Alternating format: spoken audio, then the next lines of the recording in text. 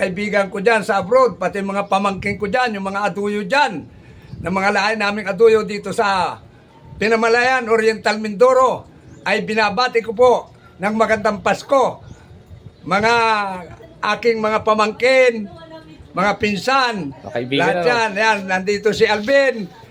Kung basta't kayo po ay binabati ko lahat, lalo-lalo tigit po doon sa ibang nasa abroad pa na aking mga kaibigan.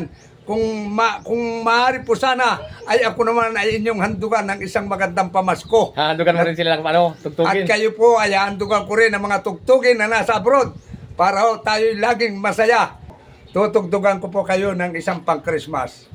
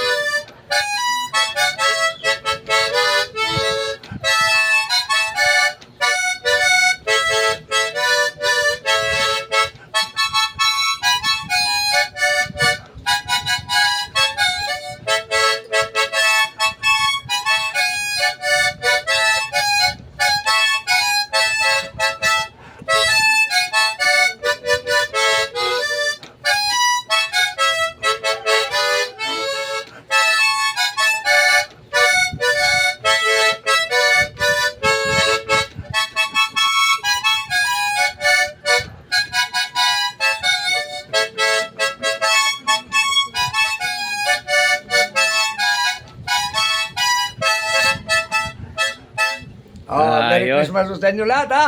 At ako naman po ay Christmas handa ninyo. At ihulog lamang po sa lasinggerong mangyan. Nandito po ang aking pamangkin, Alvin Aduyo po.